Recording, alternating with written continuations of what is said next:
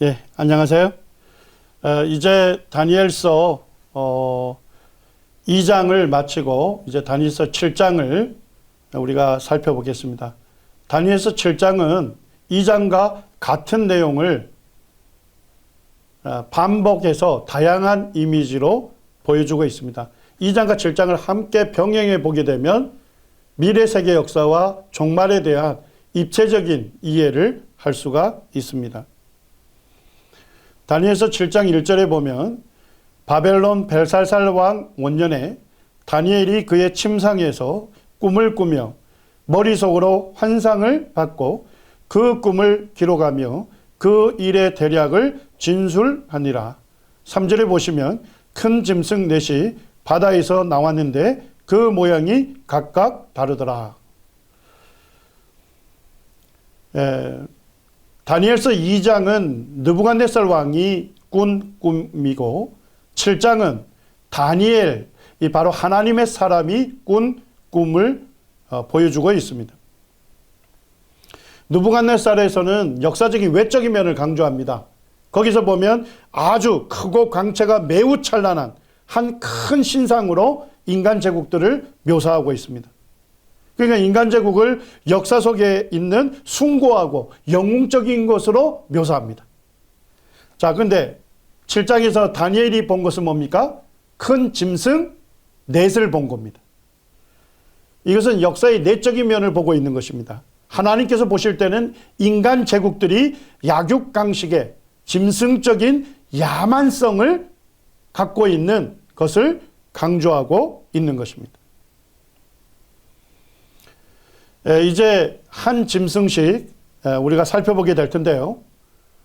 다니엘서 7장 23절에는 넷째 짐승은 곧 땅의 넷째 나라라고 분명하게 해석해 줍니다. 자, 그러니까 첫째 짐승은 첫째 나라가 되는 거죠. 자, 근데 첫째 짐승의 특징이 뭡니까? 사자 같은데 독수리의 날개가 있는 것입니다. 자, 들짐승의 왕이 누구죠? 사자죠. 나을 짐승의 왕은요? 독수리입니다. 어쨌든 이 짐승이 짐승의 왕이다 이런 얘기입니다. 그러니까 인간 제국 중에 가장 강력한 왕권과 찬란한 문명을 가졌던 첫째 나라 바벨론 제국을 예언하고 있는 것입니다. 자, 그런데 다니엘이 보는 중에 그 날개가 뽑혔습니다. 말 그대로 바벨론 제국의 권력이 쇠약하게 된 거죠. 또 땅에 들려서 사람처럼 두 발로 서게 함을 받았다 이렇게 되어 있습니다. 자, 왕을 동물로 묘사하죠.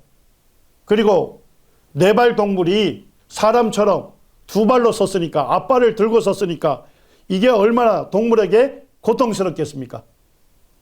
예, 바벨론 제국 마지막이 날개를 뽑힌 것과 같이 국력이 쇠약해지고 고통스러운 시간을 보내다가 제국이 망할 것을 예언해 놓은 것입니다. 예, 다니엘서 2장과 함께 보면 어떻습니까? 다니엘서 2장에는 첫째 나라가 금머리였죠? 몸의 가장 중요한 부분이 머리고 금속 중에 가장 가치 있는 게 금이잖아요. 그런데 7장에서는 사자, 들짐승의 왕인 사자, 날짐승의 왕인 독수리로 예언한 걸 보게 되면 이 첫째 짐승, 이 첫째 나라가 바벨론 제국이다 하는 것을 알 수가 있는 것입니다. 자, 5절에 보니까 이제 둘째 짐승이 나타납니다. 자, 둘째 짐승은 몇째 나라가 됩니까? 둘째 나라가 되겠죠. 바벨론 제국을 정복하고 등장하는 둘째 나라. 역사상 어떤 나라입니까? 메데 페르시아 제국입니다. 자, 그런데 그것이 몸 한쪽을 들었답니다. 자, 다리를 하나 들게 되니까 힘이 뭐예요? 반대쪽에 쏠리게 되겠죠.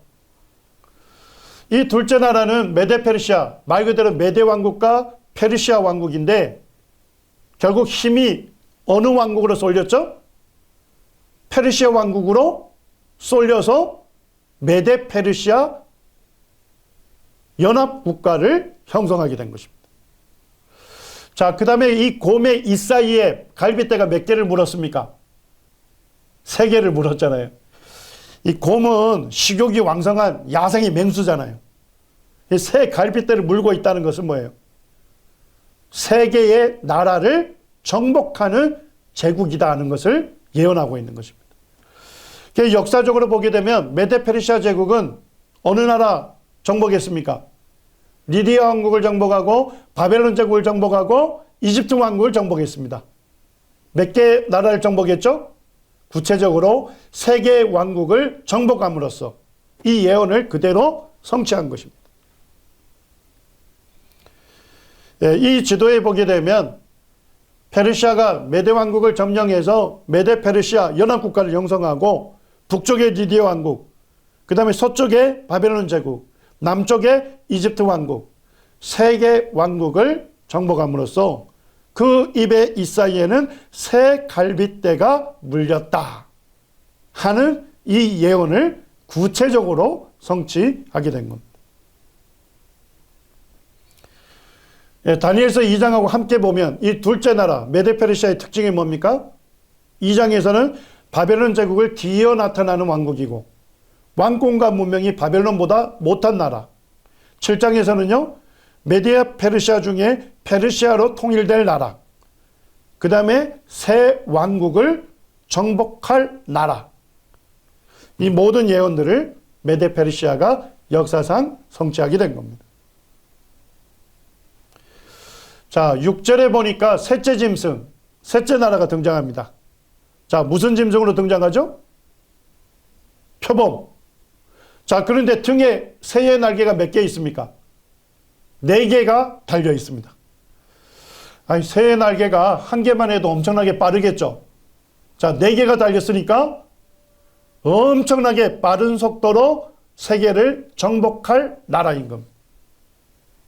자, 근데 짐승이 표범이라 했죠? 자, 표범이 잘하는 게 뭡니까? 표범의 강점. 순간 순발력이 엄청나죠? 근데 표범의 약점이 뭡니까? 지구력이 약한 겁니다. 메데 페르시아 제국을 정복한 왕이 누굽니까? 그리스 제국의 알렉산더 대왕이죠. 자, 근데 알렉산더가 인도 접경까지 이 세계 대제국을 건설하는데 몇 년이 걸렸습니까? 8년 만에 엄청나게 빠른 속도로 대제국을 건설하다가 바벨론 성에 돌아와서 어떻게 합니까? 알지 못하는 열병으로 급사하게 되죠. 그대로 성취한 것입니다. 순간순발력이 엄청나가지고 8년 만에 대제국을 건설하지만 열병으로 의해서 급사당해요.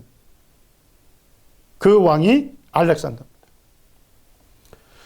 자, 그 다음에 거기에 보니까 그 짐승에게 또 머리가 몇 개 있더래요.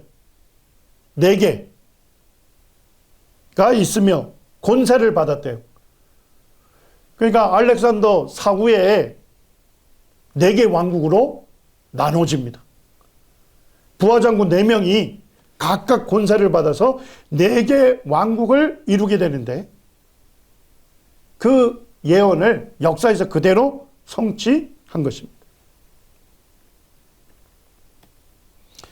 자, 여기에 보니까 지도가 보입니까? 예, 알렉산더 사후에 4명의 장군이 4개 왕국을 세웁니다. 카산드로스라고 하는 부하 장수가 마케도냐의 왕국을 세웁니다. 그 다음에 리시마코스 장군이 트라키아와 소아시아의 리시마코스 왕국을 세우게 됩니다. 프톨레마이오스 장군이 이집트에 왕국을 세우는데 프톨레마이오스 왕국을 세우게 됩니다.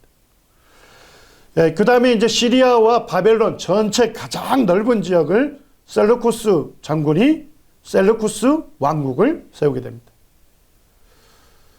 자, 표범이 머리가 몇 개였다고요? 4개였습니다. 그리고 각각 권세를 받았다 했습니다. 알렉산더 사후의 부하 장군 4명에 의해서 4개 왕국이 세워질 것을 아주 구체적으로 예언을 한 것이죠.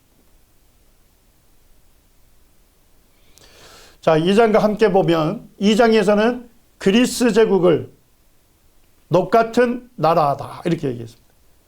노수로 무장된 그런 나라죠. 두 번째 예언의 특징은 뭐였죠? 온 세계를 다스릴 것이다. 그래서 그리스 제국이 최초로 세계 대륙에 걸쳐서 대제국을 건설함으로 이 예언 성취했습니다. 짐승을 표범이고 날개 넷을 달렸다 했지 않습니까? 엄청난 속도로 세계 정복을 할 거다 했는데 8년 만에 대제국을 건설하게 됐습니다. 그리고 머리가 4개 달린 표범, 그리고 각각 머리가 권세를 받았다 했습니다. 알렉산더 사후의 4장군에 의해서 4개의 왕국이 건설될 것을 구체적으로 성취하게 된 것입니다. 성경의 예언은 얼마나 놀랍습니까? 몇백 년 이후에 어떤 제국이 세워질 것인지, 그리고 그 제국을 어느 제국이 정복할 건지, 이것을 세세하게 예언했고 예언한 그대로 역사에서 이루어진 것입니다. 자, 이제 넷째 짐승입니다. 넷째 짐승은 오늘날 우리가 알고 있는 짐승이 아니었던 것 같아요. 실제로 보니까 무섭고 놀라우며 매우 강하며 또 쇠로 된 큰 이가 있어서 먹고 부서뜨리고 그 나머지를 발로 밟았으며, 이 짐승은 전에 모든 짐승과 다르고 10뿔이 있더라 이렇게 되어 있습니다. 자, 넷째 짐승은 넷째 나라를 예언한 거죠. 자, 근데 이 짐승은 뭡니까? 특징이 뭐예요? 매우 강한 제국. 자, 셋째 제국인 그리스 제국을 정복하고 등장하는 나라가 어디입니까? 로마 제국인데, 로마 제국은 제국을 몇 년 이상 유지했습니까? 500년 이상 유지한 가장 강한 제국이다. 그것을 예언했는데 그대로 성취가 된 것이죠. 그리고 먹고 부서뜨리고 나머지를 발로 밟았다. 아주 잔인하게 많은 나라를 무력으로 점령해서 하나의 제국으로 연합시킬 것을 예언했는데 로마 제국에서 그대로 성취가 된 겁니다. 자, 그런데 이 짐승의 독특한 특징이 뭐예요? 머리에 10뿔을 갖고 있다는 겁니다. 자, 그러니까 이 10뿔에 해당되는 제국은 결국 넷째 짐승과 관련이 있죠? 자, 넷째 짐승은 어느 제국입니까? 역사상 로마 제국입니다. 그러니까 결국 10뿔에 해당되는 제국도 로마 제국과 관련된 제국이 될 것입니다. 자, 로마 제국의 특징은 어느 대륙에 기반을 두고 대제국을 건설했습니까? 유럽 대륙을 기반으로 대제국을 건설한 제국이 특징이죠. 자, 다니엘서 2장의 넷째 나라의 특징하고 다니엘서 7장의 넷째 짐승하고 어떻습니까? 매우 유사하다는 걸 알 수 있죠? 자, 2장의 넷째 나라는 무슨 재료로 되어 있었습니까? 쇠로 되어 있었잖아요. 그리고 강하다 했죠. 자, 그런데 7장의 넷째 짐승은 무슨 특징이 있죠? 매우 강하며 그의 이빨이 뭐로 되어 있어요? 쇠로 된 이빨이라고 얘기하죠. 자, 이런 면이 로마 제국을 예언하고 있다는 것을 알 수가 있는 것이죠. 자, 이제 넷째 나라와 관련된 10뿔이 설명되고 있습니다. 자, 10뿔이 있었는데 다니엘이 꿈속에서 유심히 보는데 그때 작은 뿔 하나가 등장합니다. 자, 10뿔이 있고 11번째 등장하는 작은 뿔이 나오는 거예요. 그런데 이 작은 뿔이 그 사이에 있더니 10뿔 사이에 있더니 첫 번째 뿔 중에 첫 번째 10개 뿔이 있었죠. 자, 그 중에 몇 개를 뿌리채 뽑아버립니까? 3개를 뿌리까지 뽑아버립니다. 그리고 이 작은 뿔에는 뭐가 있습니까? 사람의 눈 같은 눈들이 있고 또 입이 있어서 큰 말을 떠벌리고 있는 거예요. 많은 눈이 있다는 것은 비범한 지적 능력을 가졌다 이런 얘기죠. 자, 그 다음에 입이 있어 큰 말을 한다는 것은 말로 대적하는 인물이다 하는 것을 알려주고 있는 겁니다. 자, 작은 뿔의 정체는 무엇일까요? 자, 열 뿔은 다니엘서 2장에 뭐하고 같습니까? 열 발가락. 7장에는 열 뿔. 그리고 7장에서 해석해 주는데 열 왕으로 이루어진 국가연합체라고 얘기합니다. 그리고 11번째 작은 뿔. 그것이 이제 열 왕국을 다스리게 되는 거예요. 인간 제국의 마지막 등장하는 이 작은 뿔. 정체가 무엇일까요? 자, 그 다음에 이제 다니엘이 꿈에 보고 있는데 9절에 보니까 뭐가 보이죠? 왕자가 놓여있고 거기에 옛적부터 항상 계신 이가 자정하셨는데, 옛적부터 항상 계시니 영원부터 계신 분이 누구예요? 하나님이시죠. 그의 옷은 희기가 눈 같고 그의 머리털은 깨끗한 양의 털 같고 그분은 거룩한 분이다. 그의 보좌는 불꽃이요 그의 바퀴는 타오르는 불 같으며 불이 강처럼 흘러 그의 앞에 나오며 그분이 바로 어미하신 분이란 겁니다. 그리고 그를 섬기는 자는 천천히요 그 앞에 모셔 선 자는 만만이며 수많은 천군 천사들에 의해서 섬김을 받으시는 분, 그분이 누구십니까? 하나님이시죠. 그리고 심판을 베푸는 책들이 펴 놓여 있더라. 모든 사람을 심판하시는 하나님을 예언하고 있는 것입니다.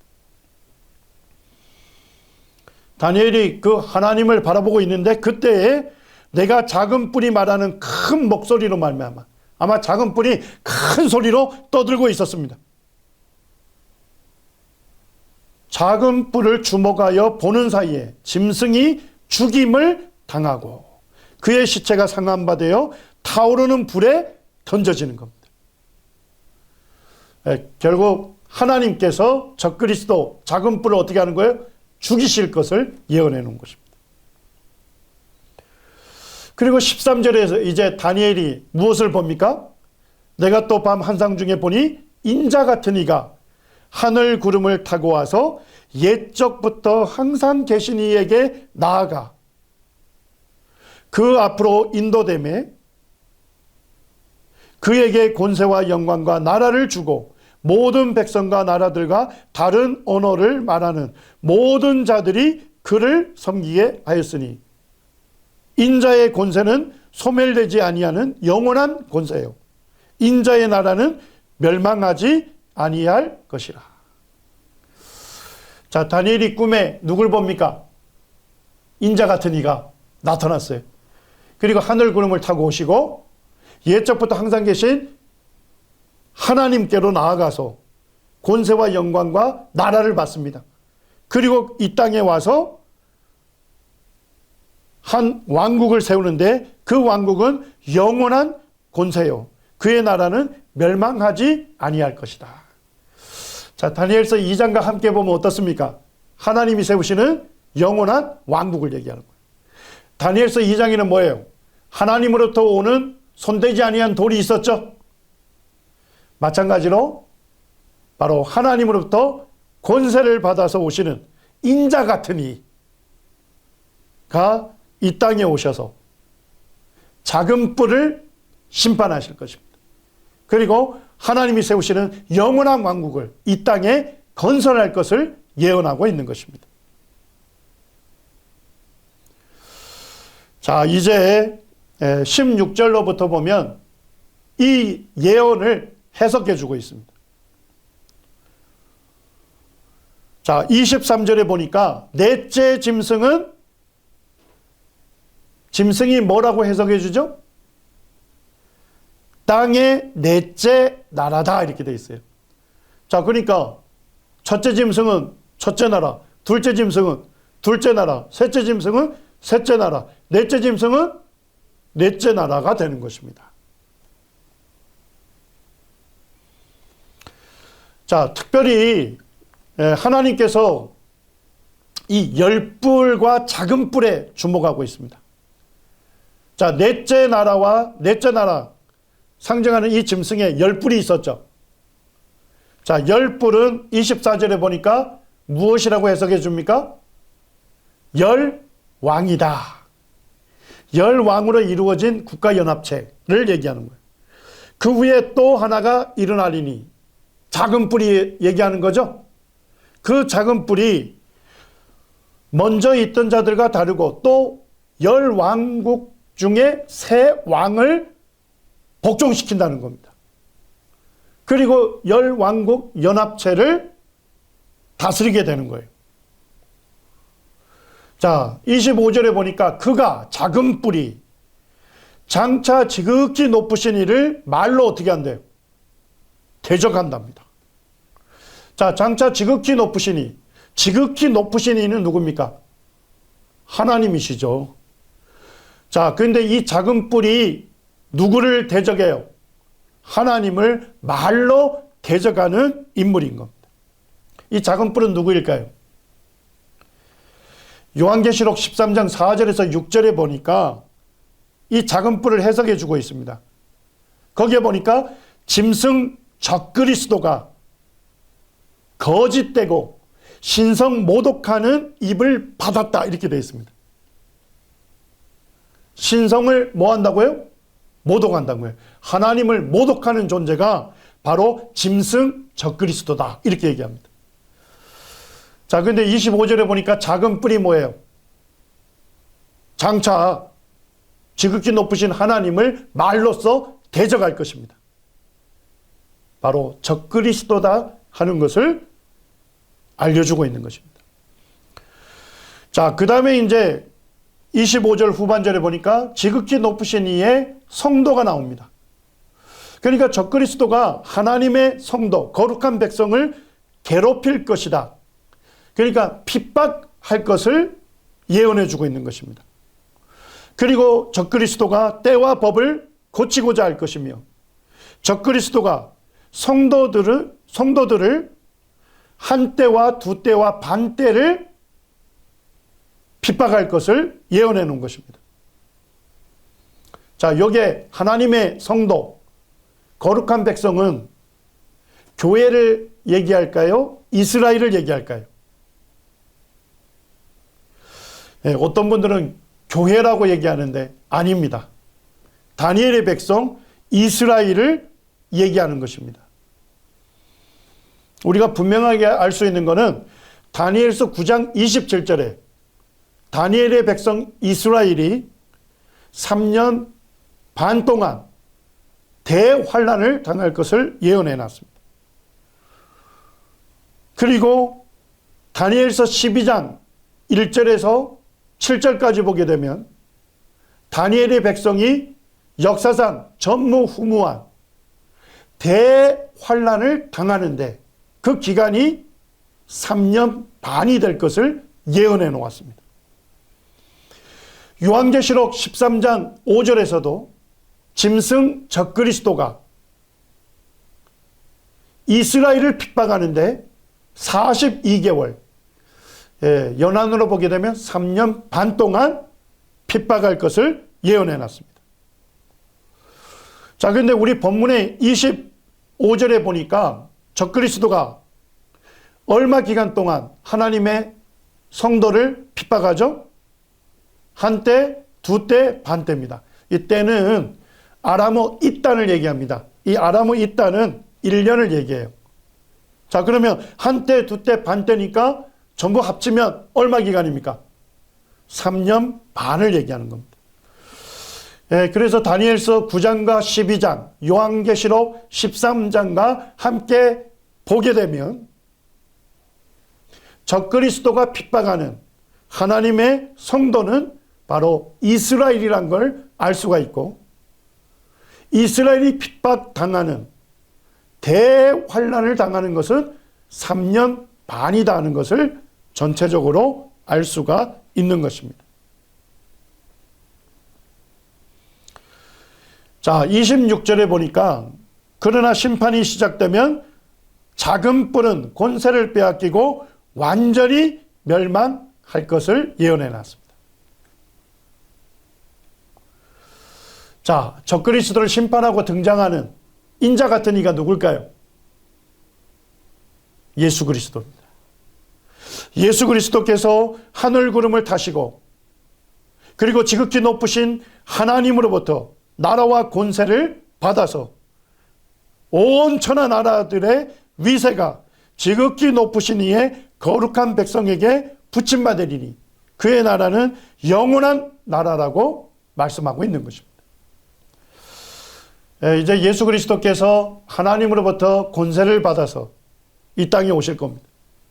그리고 적그리스도를 심판하시고 예수 그리스도가 친히 다스리시는 천년 왕국을 건설하실 것입니다. 예수 그리스도를 믿은 구원받은 성도들은 예수 그리스도와 함께 이 땅에 와서 예수 그리스도가 건설하는 천년 왕국에서 예수 그리스도와 함께 통치하는 권세를 누리게 될 것입니다.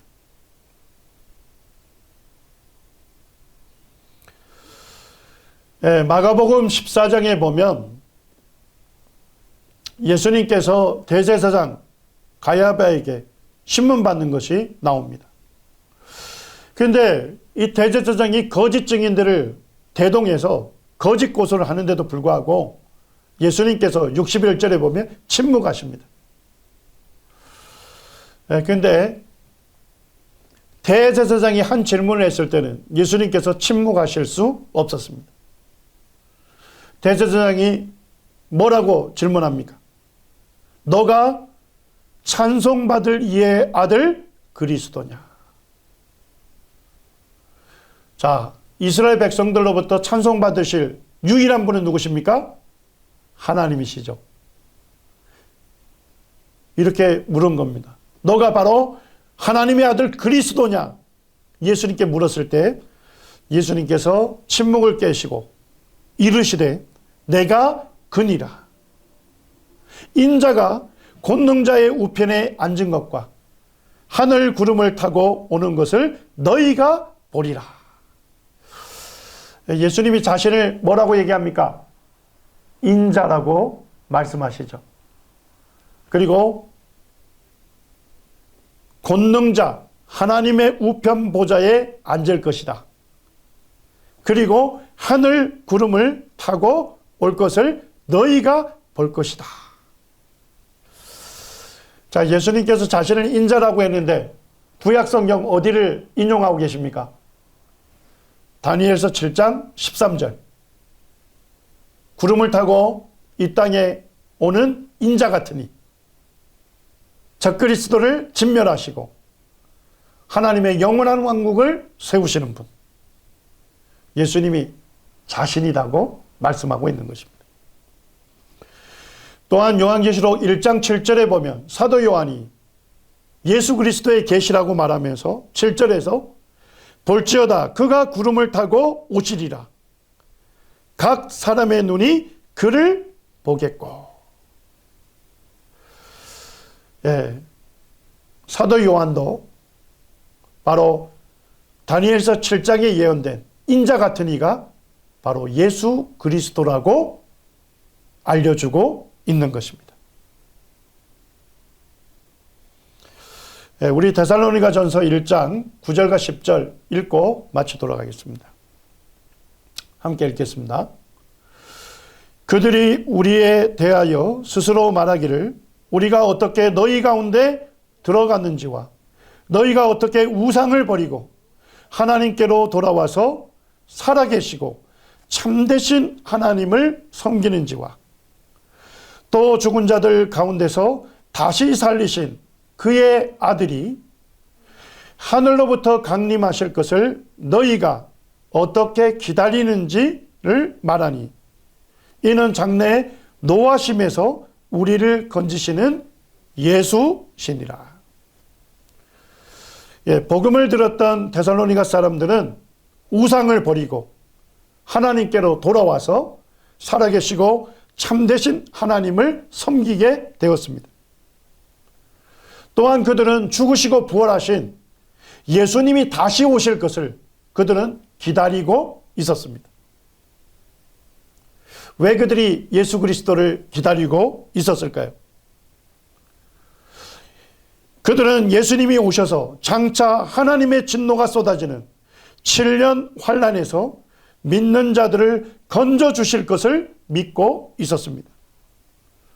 예수님께서 오셔서 믿는 자들을 휴거시키면, 믿는 자들을 이 세상에서 끌어올려 가시면 이 세상에 누구만 남습니까? 예수님을 믿지 않는 불신자들만 남을 것입니다. 그리고 그들은 역사상 전무후무한 환란으로 들어가게 될 것입니다. 여러분들 지금 이 순간 하나님께로 돌아오셔서 당신을 구원하신 예수님을 믿으시고 살아계시고 참되신 하나님을 섬기시는 여러분들이 되기를 원합니다. 감사합니다.